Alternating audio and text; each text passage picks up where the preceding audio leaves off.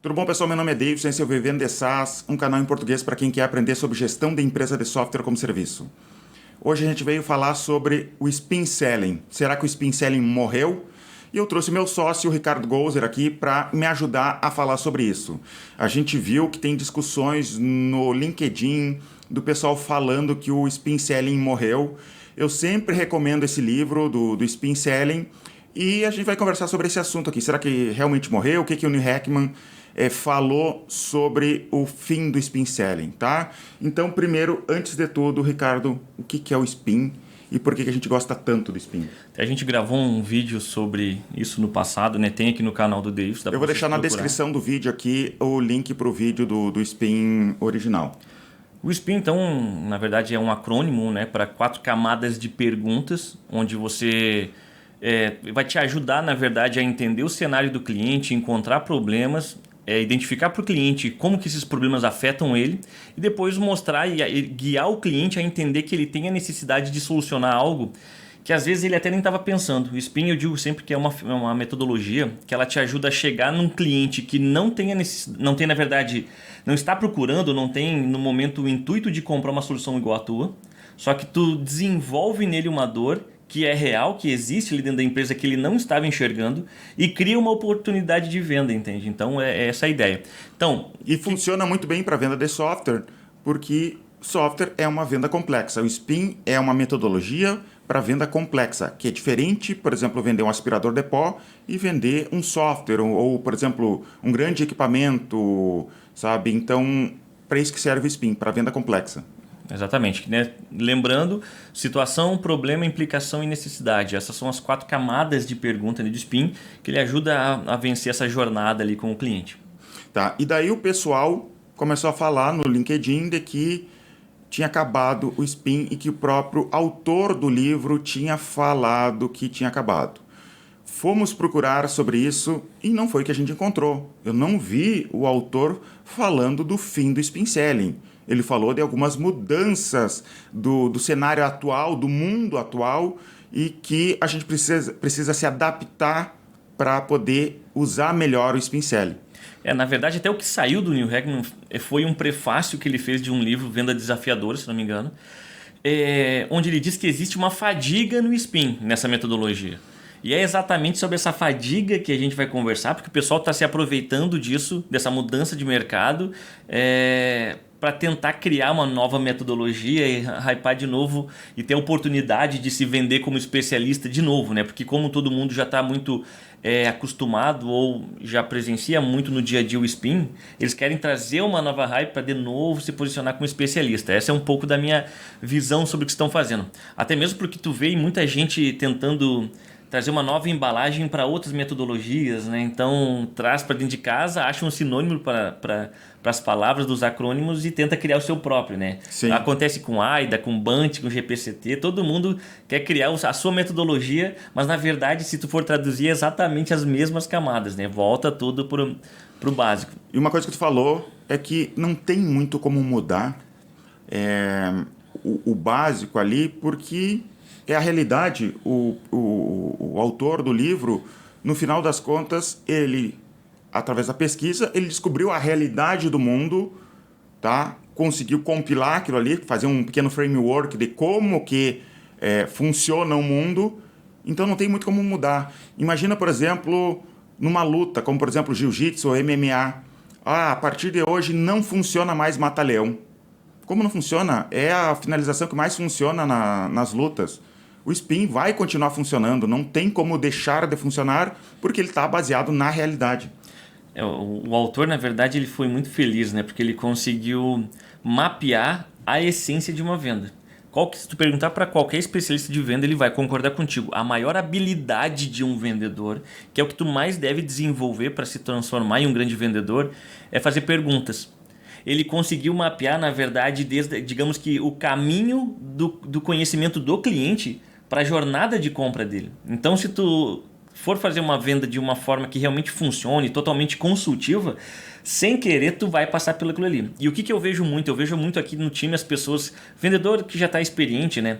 Ah, mas eu nem uso o SPIN mais. Aí eu pego, é verdade? Então tá, vamos ouvir tua ligação. Pego a ligação dele ele está sendo totalmente consultivo, aplicando spin pra caramba, mas na verdade agora ele acha que as asas são deles, entende? Sim. Mas não, ele está seguindo virou costume. Exatamente. Faz as perguntas ali numa sequência muito inteligente que tu consegue trazer, tirar do cliente, né? A grande sacada do spin é exatamente isso, e por isso que é uma metodologia que durou muito tempo. Ela consegue tirar do cliente a realidade, entende? O que ele está passando, que às vezes ele nem reconhece, ele nem tem muito conhecimento, né, do que está acontecendo. E daí o autor, no vídeo, a gente assistiu o vídeo do que ele fala sobre o assunto, ele falou que algumas coisas, como por exemplo, a pergunta de situação tem que mudar um pouco, né? Isso, a pergunta de situação, na verdade, o que ele fala ali, eu acho que para quem estudou a fundo o spin e quem me ensinou, me trouxe o spin para conhecimento, que foi o Daniel, que gravou aqui também, ele já deixou isso muito claro lá no início. Toda vez que tu fizer uma sequência muito grande de perguntas de situação, vai se transformar num questionário, e um questionário é um saco. Sim. Tanto que tu tá fazendo pesquisa para se formar na faculdade, tu manda os questionários, ninguém quer responder, nem teus parentes. É um saco, não adianta, é algo chato. Entende? Então fazer de forma inteligente é muito importante. Não, parece que não tem valor aquele monte de respostas, né? E eu acho que esse vídeo aqui é muito importante, até mesmo porque assim, ó, realmente tem mudanças para serem feitas, tá? Porque o mercado ele aceitou durante um bom tempo um spin mal feito. Tá? Então esse derivado do spin ele funcionou durante um bom tempo. O que acontece? Os vendedores antes do spin, e até na verdade há 5 anos atrás funcionava assim, era o vendedor que vendia assim, realmente forçando o cliente, totalmente focado no produto, focado na solução que ele está tentando entregar, na verdade na ferramenta em si, né? Não no resultado que seria entregue ou qual que é o problema que eu ia resolver. Então, quando entrou essa metodologia mais consultiva, por mais que muito mal feita, ela funcionava, ela era uma novidade, era um choque para o cliente, tipo assim, tá, mas o cara não vai me falar do produto dele? Ele tá me fazendo perguntas, conversando comigo, querendo ou não, o spin ele vai te levar para uma conversa muito agradável. Melhor do que... Mesmo quebrado. Conversar de qualquer jeito, né? Sim. Mesmo mal aplicado, ele trazia para a realidade. Só que o que acontece? Hoje em dia, tanto as soluções avançaram, os produtos avançaram, o pitch de todo mundo avançou também. Então hoje o cliente já espera ser atendido de forma consultiva, de forma inteligente. Então um spin meia boca e cru, que é o que eu quero falar daqui a pouco, ele realmente vai trazer uma taxa de conversão menor, ou ele vai reduzir a probabilidade de venda, entende? Uhum. Pois é, então esse é o problema da situação, né? Que teria que melhorar as perguntas de situação. O autor fala sobre quando tu pergunta para o cliente vai pensar da seguinte maneira: cara, tu tá me fazendo essas perguntas, tu já deveria saber isso daí, tu já deveria ter feito o dever de casa sobre isso daí.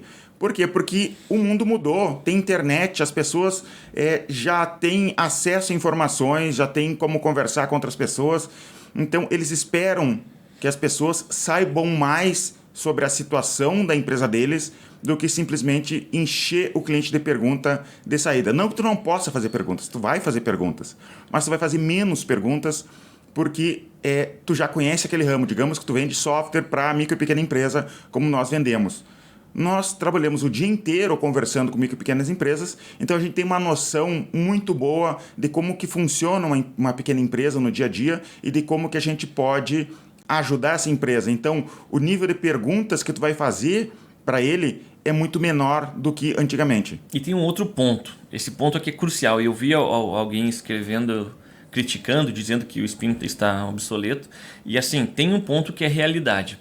Tu liga pro cara, mesmo que ele tenha nesse inbound, ele te procurou antes ou outbound, e em questão de 30 segundos tu já está fazendo uma pergunta de situação, tentando entender como é que é a gestão dele, como é que ele faz tal coisa. Às vezes é uma informação até sensível e tu muito rápido tenta tirar dele sem oferecer nada. A chance dele não responder ou se sentir acuado, até incomodado na ligação e querer desligar o mais rápido possível é gigantesca e é natural que aconteça.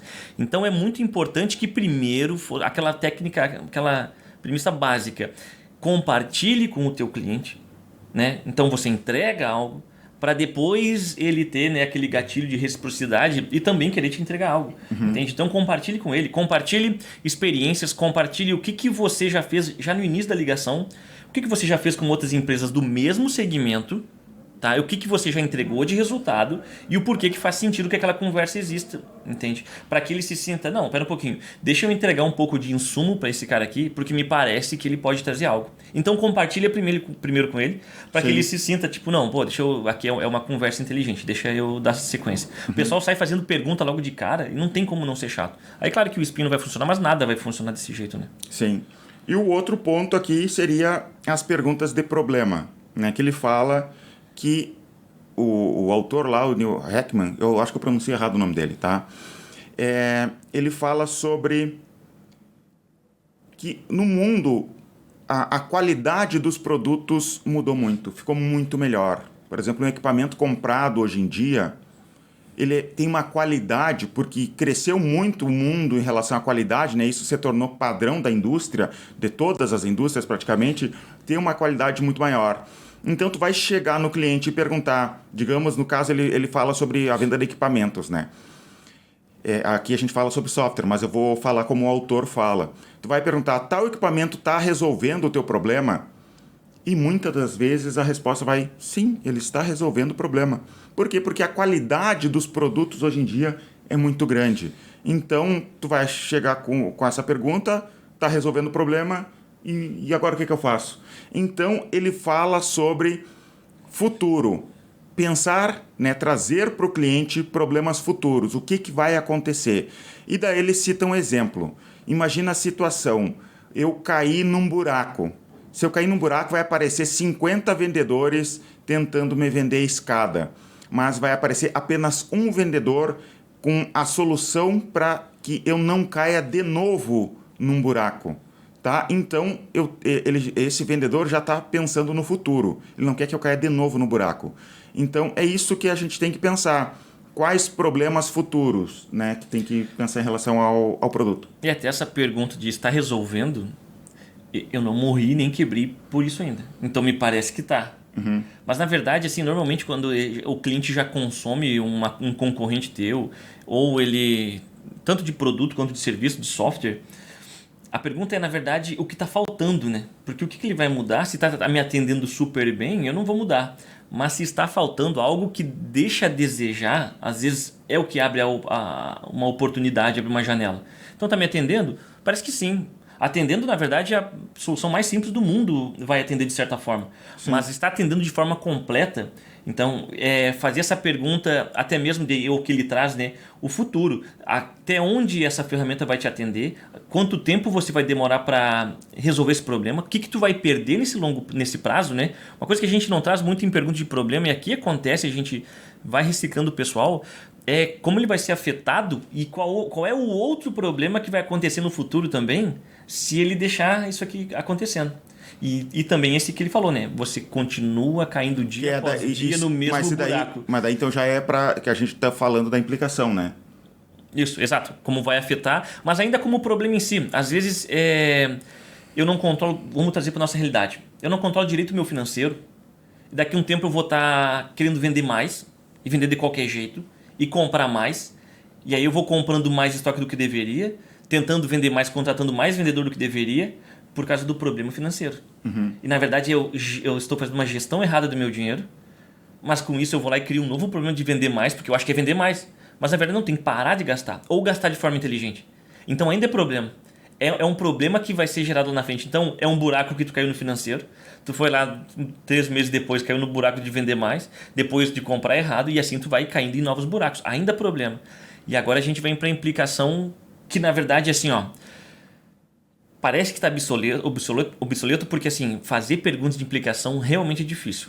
O pessoal entende pouco do mercado às vezes, não consegue fazer pergunta de implicação, onde o próprio autor fala no livro, a principal camada, se eu pudesse escolher uma das 4 para fazer somente ela, e na verdade a única que tem ligação com o aumento de vendas é a implicação. E o pessoal não faz esse tipo de pergunta. Entende? Faz muito pouco, que é como esse problema está te afetando, dinheiro que tu está perdendo, tempo que tu está perdendo, funcionário, tendo que treinar 3, 4, 5 vezes funcionários, contratar novamente porque o cara não para ali por causa da solução é complexa, tu não bate as tuas metas, tu não consegue entregar o resultado, não tem relatório, tu não entende. E a gente acaba não trazendo. Aí é óbvio que a técnica vai ficar obsoleta quando tu não usa ela por completo também, né? Uhum. Então tá, é isso. Não sei se tu quer falar mais alguma coisa, mas eu quero também saber da conclusão. Eu acho que a conclusão... Acabou? Acabou o Spin? Não, na verdade o Spin não acabou. O que acabou foi o que eu falei lá no início, um derivado dele que era mal feito. Outra coisa que eu preciso falar, o Spin cru, somente ele, ou seja, seguir uma sequência de perguntas cru, dar um bom dia pro cara e já sai fazendo perguntas, é assim, ó, dificilmente vai funcionar. A não ser que o cara esteja precisando demais da tua solução, ou ele seja realmente assim, uma pessoa que não está comprando seguido no mercado. Então tem que ter gatilho mental, tem que preparar o cliente para ele enfrentar 10, 15 perguntas às vezes de um filtro de qualificação. Tem gatilho na metade do caminho, quando ele estiver cansando, explique o motivo de você estar fazendo essas perguntas, porque isso, eu brinco que é o abacaxi do churrasco, ele te dá mais um fôlego para o cliente absorver mais um pouco de perguntas. Compartilhe com o cliente no início da ligação, faça perguntas e assim, ó, tem uma outra coisa, não faça nenhuma pergunta que você não vai utilizar a resposta para nada. Né? Como você faz tal coisa dentro da tua empresa? Eu faço de tal forma. Ah, tá bom. E vai para a próxima pergunta. Isso acontece, eu vejo vendedores nossos às vezes que fazem, o vendedor iniciante que a gente está treinando aí, né? Faz só uma pergunta, só o cara responde. Ah, tá, legal. Legal, empolgante. E aí, claro que vai ficar chato. Para que serviu isso daqui? Aí eu vou perguntando, na quarta pergunta que ele te responde e tu vai para a próxima, eu não vou responder mais, senão isso aqui não vai ter fim nunca. Então tem que tratar, tem que utilizar a resposta para algo. Senão, não faça a pergunta, vai só encher linguiça e vai deixar pesado. Aí quando chegar numa pergunta inteligente, uma pergunta boa, o cara já está cansado. Ou quem sabe tu nem chegue lá. Então o Spin não morreu. A forma errada de fazer, a forma básica, a forma rala, essa sim está deixando de funcionar porque o mercado amadureceu. Mas o Spin segue firme e forte e é a essência de vendas, não adianta. Tá. Pessoal, se vocês gostaram desse conteúdo aqui, ou se é a primeira vez que tu acessa esse canal aqui, já se inscreve aqui embaixo. A gente fala sobre gestão de empresa de software como serviço, tá? A gente tem uma comunidade no Facebook que a gente debate sobre software como serviço. Essa comunidade é totalmente gratuita. A URL está aqui na descrição desse vídeo, tá? Se tu não conhece nosso conteúdo, dá uma olhada nos outros conteúdos que tem aqui. Tem bastante conteúdo, entrevistas, tem um monte de coisa sobre software como serviço. E é isso, muito obrigado e até os próximos vídeos.